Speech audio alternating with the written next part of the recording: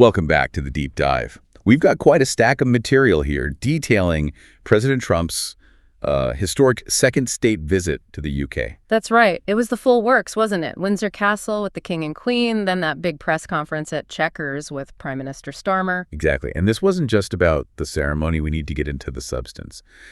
Our mission today is really to unpack what this renewal of the special relationship actually means. Yeah, beyond the rhetoric, like the president saying the US and UK have done more good than any two nations in human history. Big claim. Huge claim. So we're looking at the specific deals, the security talk, those geopolitical claims, and where the domestic policies really started to diverge. It really sets up this picture of two nations, sharing that history of British liberty, but maybe taking quite different roads now when it comes to tackling crises. So we need to look at what they agreed on, definitely, but also where their underlying approaches, their philosophies seem to differ. Energy, sovereignty. Yeah. Lots to dig into. Absolutely.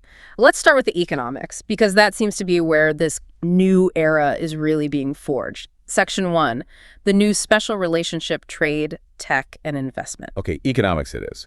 And the scale of the commitments they announced was, well, pretty eye-watering. They're talking about a new kind of partnership. That's the key phrase. Prime Minister Starmer highlighted they were already first partners in trade. That deal back in May cemented it. Right. But this visit, the language shifted. Now it's first partners in science and technology. That's a very deliberate signal. It implies much deeper integration, doesn't it? Beyond just buying and selling stuff. Exactly. Coordinating research, industrial strategy, and the headline figure from the trip really backs that up. The $350 billion in new deals, that jumped out immediately. Across so many sectors, too. It did, and that's just the new money. They also talked about the existing flow, the total volume across the Atlantic. Which was $250 billion flowing both ways annually. Reportedly, yes. A record figure for transatlantic investment and trade. This isn't just talk, it's massive capital movement. And crucially, they linked this directly to jobs in the UK. That's always the key political sell, isn't it? Absolutely. The number they put on it was 15,000 high-skilled jobs. High-skilled, yeah, in those future-facing sectors. Which brings us neatly to this technology prosperity deal. Sounds a bit grand, but the aim seems quite strategic. Defining the century together, I think, was the phrase. Ensuring tech like AI, quantum, helps democracy. Precisely. Making sure these powerful tools amplify human potential, not undermine our systems. And a big part of that seems to be about supply chains. How so? What were the specifics there? Well, a key goal mentioned was ensuring the UK is a secure, reliable supplier of top-tier AI hardware and software. So shoring up the supply lines, making them resilient.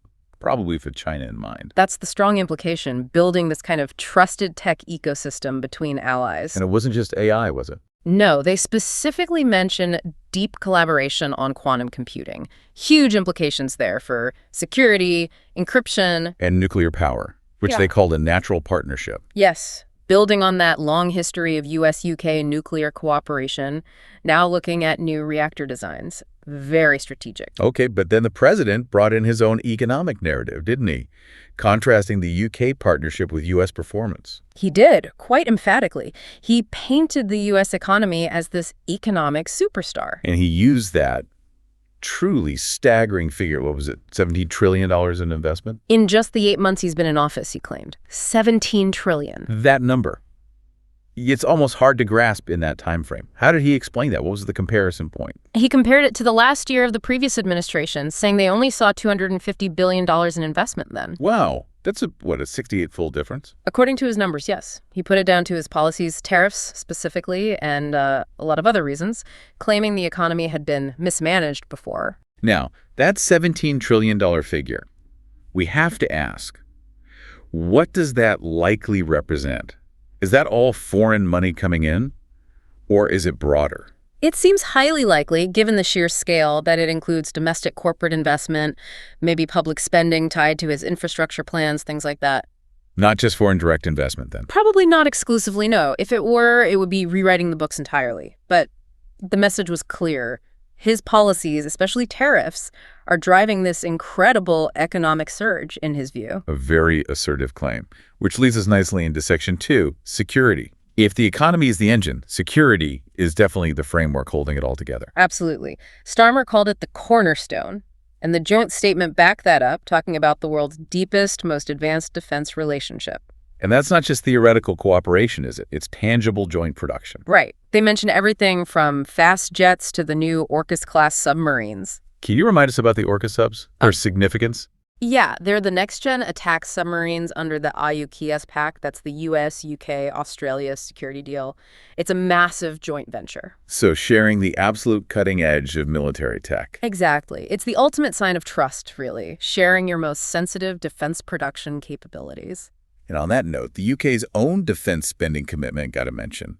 The 5% of GDP pledge. Which is huge. Absolutely huge. Remember, the NATO minimum is 2%. So 5% is, well, it's a statement. It's historic, really. It means tens of billions more every year dedicated to defense. The president congratulated the UK, naturally. And said the U.S. would work closely with them as they ramp up to meet that target. Reinforcing the UK as that key U.S. defense partner in Europe, it definitely suggests a shared sense of rising global threats. But then the president pivoted quite dramatically, didn't he, to his own record on conflict resolution. He did, claiming the U.S. has solved 7 wars that were supposedly unsolvable. Right. This needs some unpacking. He seemed to be suggesting direct, forceful U.S. intervention was the key. That was the clear implication. And he gave some specific, maybe slightly surprising examples. Let's start with Azerbaijan and Albania. Yes, Albania. Geographically, it raised eyebrows, as Azerbaijan's main conflict is obviously with Armenia. Right. But he specifically named Albania, claimed the leaders, who'd supposedly been trying to kill each other for decades, ended up hugging it out in his office after he intervened. Hugging it out, okay. The details remain a bit unclear from the sources, but the narrative is one of dramatic personal intervention. Exactly. And the second example was Congo and Rwanda. Which he described very vividly. He did, calling it a gruesome machete war, referencing that incredibly complex and tragic conflict stemming from the Rwandan genocide and the instability in eastern Congo. With devastating humanitarian consequences. Absolutely. And he claimed it was settled. Again, the implication is that decisive U.S. pressure or leverage achieved what years of international efforts couldn't. He also mentioned India and Pakistan. How did that resolution apparently come about? That was framed almost entirely in economic terms. He said the U.S. resolved major trade tensions simply by telling them they had to get along if they wanted significant trade with the U.S. So, using access to the U.S. market as the primary leverage. Essentially, yes. Forcing a détente as a precondition for economic engagement. It fits his transactional view of diplomacy. A consistent pattern in his telling. Direct talk, economic leverage, conflict resolved. But then came the big exception. Russia and Ukraine. This, he admitted, was the one he actually thought would be the easiest to sort out. Why easy? Because of Putin. Precisely. Because of his prior relationship with President Putin, he said very directly, Putin let me down. That phrasing is interesting. It personalizes the failure, doesn't it? It does. Less a strategic failure, more a personal disappointment. He still believes the war wouldn't have started if he'd been president, blaming a lack of respect for U.S. leadership at the time. But he remained confident about resolving it. He did. He insisted both Russia-Ukraine and Israel-Gaza will get done. Though he did add that caveat about the unpredictable nature of war. Okay, that takes us straight into Section 3. Those major geopolitical flashpoints, starting with Israel and Gaza. Here, there was clear initial agreement. Both leaders stressed the urgency of ending the humanitarian catastrophe, getting aid flowing, and freeing the hostages. And both committed to working toward a long-term plan for peace, security for both Israelis and Palestinians. Yes, the overall goal was shared. But the president's immediate focus was intensely narrow. On the hostages. Exclusively, his message was just, get them out now, right now. He talked about meeting released hostages. Yes, he mentioned their accounts of captivity. Recounting how they experienced no humanity, how they were shown absolutely not, even a small word of encouragement, really grim details. Driving home the horror. Yeah. And he linked it back constantly to October 7th. Absolutely. Saying the world cannot forget that brutality. And then he added that quite shocking detail about Hamas's current tactics. About using hostages as bait. As bait or human shields, yes. He called it pretty brutal, something not widely reported recently in that specific way. For him, the hostage situation overrides everything else politically right now. And that intense focus seemed to highlight the key point of disagreement with the UK. The timing on recognizing a Palestinian state. Exactly. Prime Minister Starmer laid out a very different path. he confirmed recognition is planned for the coming days. This is a major diplomatic step, potentially putting the UK ahead of the U.S. position. It is, but Starmer was careful to qualify it. He insisted it couldn't be a standalone gesture. It has to be part of an overall package. A roadmap, he called it. Yes, a structured plan to get from the current intolerable situation to a two-state outcome. Safe Israel, viable Palestine. And he was very firm on one point. Absolutely resolute. Hamas, being a terrorist group, can have no part in governing Palestinians in the future. So the UK approach is sequenced, conditional. Whereas the president? He disagreed directly on the timing. He said, I have a disagreement with the Prime Minister on that score, and immediately pivoted back. Back to the hostages and October 7th. Right. It really shows that philosophical split. U.S. focus on immediate leverage for the crisis point. UK focus on setting out a longer-term political framework. Okay, shifting focus now to Ukraine. Prime Minister Starmer seemed quite alarmed about recent Russian actions. He did. He painted a picture of Putin not just holding on, but actually escalating, becoming more reckless. What specific examples did he give? He cited the biggest wave of attacks since the invasion started, those unprecedented violations of NATO airspace, the bombing of the British Council in Kyiv. And that Polish border incursion. Yes. His conclusion was stark. These are not the actions of someone who wants peace. He suggested Putin felt either emboldened or at least an increased recklessness. Possibly seeing Western resolve waivers. That seemed to be the implication, and the response he outlined was clear. Ramp up the pressure. How? Through this coalition of the willing. Yes, he highlighted the UK and France leading that with detailed military planning, sea, sky, ground, and crucially backed by an American guarantee. So, a European-led military effort, but with U.S. backing essential. Vital. The aim, Starmer said, is ensuring the war ends justly for Ukraine, not just ending quickly on Putin's terms. But then the president offered a completely different lever for ending the war, purely economic. The oil price. He argued very simply, get the price of oil down and Putin is going to drop out. Because the Russian war machine is funded by energy exports. Entirely. So his solution connects directly to his domestic policy. Drill, baby, drill. Flood the market, clash the price, starve Putin of cash. And he didn't miss the chance to criticize some allies, did he? No, he explicitly called out European nations, though he made a point of exempting the UK, saying Britain buys almost nothing at all from Russia now. But he accused others of essentially funding the war effort. He did, calling it not playing fair with the United States. He sees U.S. energy production as doing the heavy lifting to weaken Russia, while some partners undermine it by continuing to buy Russian oil. That tension really brings us to Section 4. Those diverging domestic agendas, starting with migration. The U.S. perspective was, well, dramatic. Extremely. The president claimed near total success, saying they'd all but eliminated illegal crossings at the southern border. Contrasting it sharply with the previous situation. Yes, describing millions coming totally unchecked, totally unvetted, alleging many came from prisons, mental institutions, gangs, mentioning Congo, Venezuela. And the statistic he used for the current situation was striking. Claiming 0 illegal entrants in the last 3 months. 0, down from millions. He even added that this came from an independent, very liberal group to bolster the claim. And his advice to the UK was pretty stark. Unvarnished. Use any means necessary. He specifically said, call out the military if needed to stop the boats, warning that unchecked migration destroys countries from within. A very hardline, sovereignty-first approach. How did Starmer respond, given the UK's own challenges with small boat crossings? Starmer acknowledged it's a major issue, but he defended the UK's pragmatic approach. He gave numbers, too. On returns. Yes, over 35,000 returns since his government took office, claiming that's the highest figure in nearly a decade. The message was, our systems are working, even if the arrivals continue.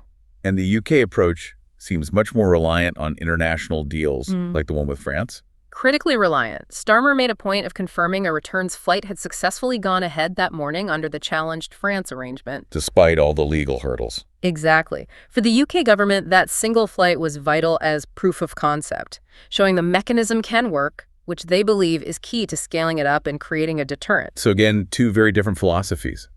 Hard military stop versus pragmatic process and cooperation. And we saw a similar ideological clash on energy, didn't we? We did. The president pushing, drill, baby, drill, hard. For him, it's the answer. He linked maximum drilling directly to solving U.S. inflation. The worst inflation in the history of our country, he claimed, by forcing down fuel prices. Energy independence as the cure-all, basically. Pretty much, both for the economy at home and for leverage abroad against countries like Russia. And he was incredibly critical of renewables. Scathing. Called wind energy a disaster, a very expensive joke. Just totally dismissed it as inefficient and unreliable.